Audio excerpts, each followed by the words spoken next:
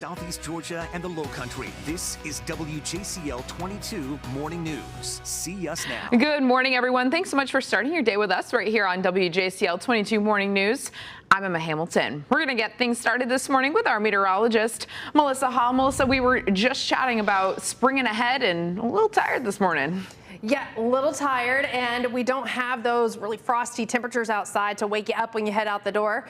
But good news, temperatures are very mild. Last night, we didn't see those temperatures falling. We stayed in the 50s. Got a little light breeze out there that you can see at Hilton Head, even though it says it's calm.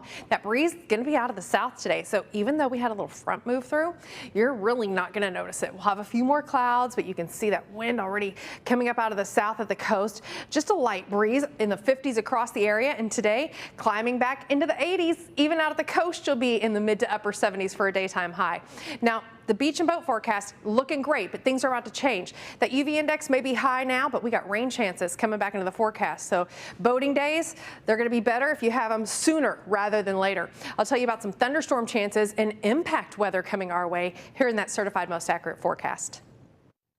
Melissa, thank you so much. St. Patrick's Day celebrations are in full swing here in Savannah this weekend. Here's a look at the crowds overnight on River Street. Our Brooke Butler was able to catch up with some people who are visiting the hostess city. Having a great time. Great time. Yeah. St. Patrick's Day COVID cancellations aren't stopping celebrations from happening in Savannah.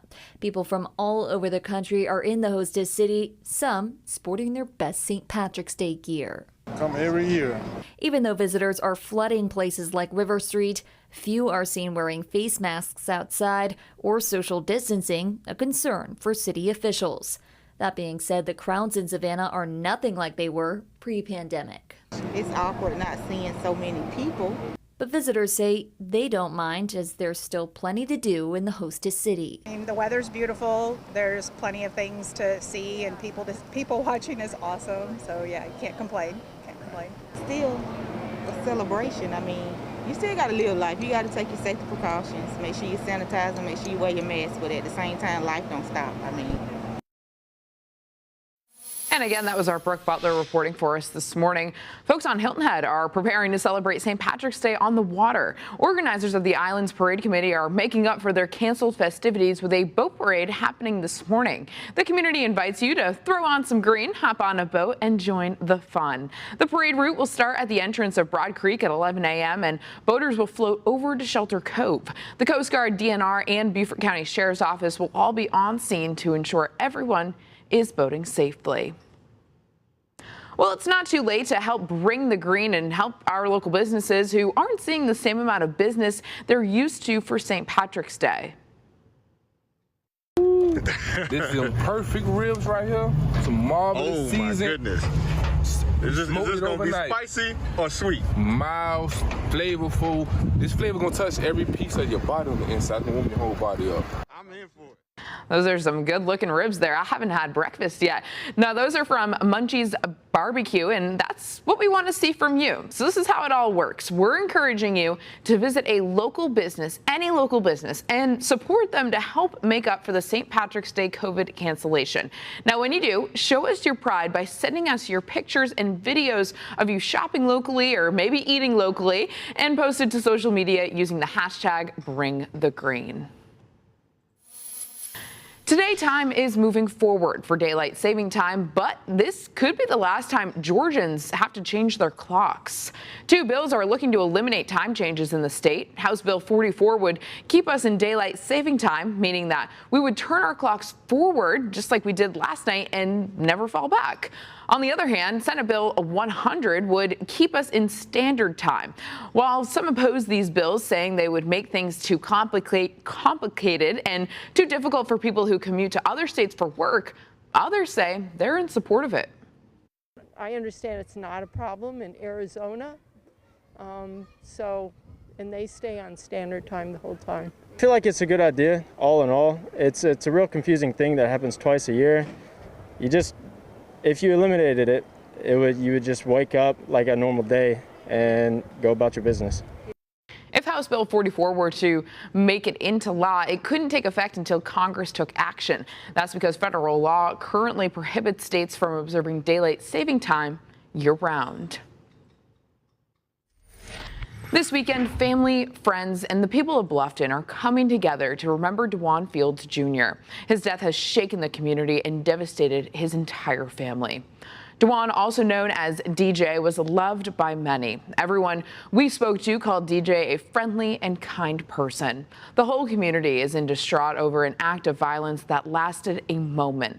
DeJuan's uncle spoke at the funeral yesterday and wants him to be remembered as a good person and wonderful son. My biggest hurt and my biggest pain is that DJ was not only taken from a very loving family and community, but he was taken away from his loving mother. They had a relationship that is very difficult to even put into words.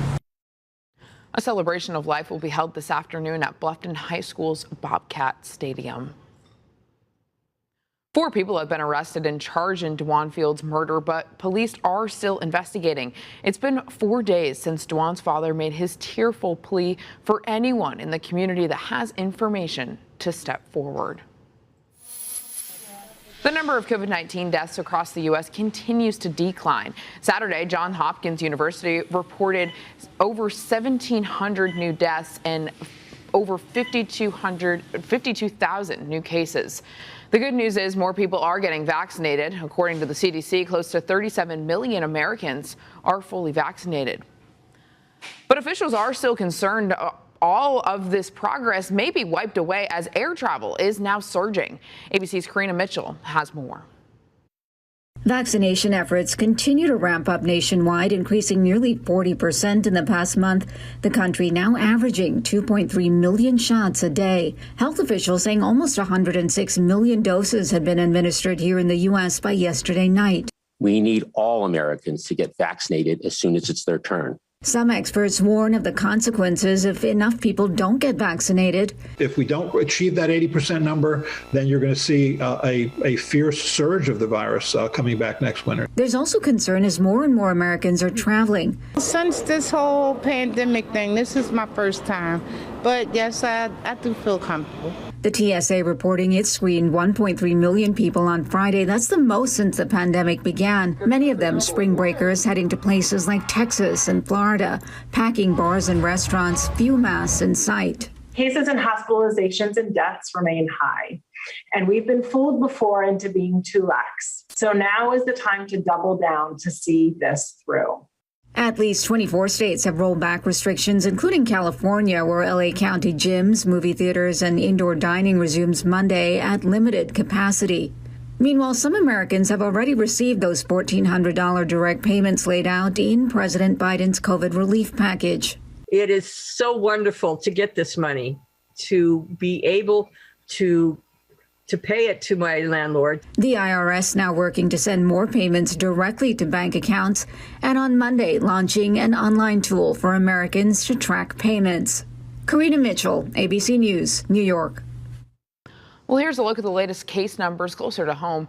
In Georgia, as of yesterday, more than 1,000 more people have tested positive for the virus. You can see daily case numbers have been below 1,002 of the last 10 days.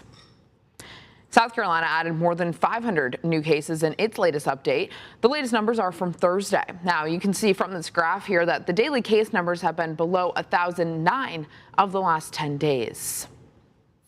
Time right now is 6:09 on your Sunday morning, and just a year after the death of Breonna Taylor, a new lawsuit is underway this morning. Straight ahead, how Taylor's boyfriend is seeking compensation after he says officers violated his rights that night.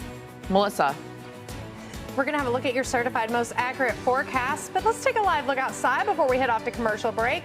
That sunrise not for over an hour. That's right. We have sprung forward.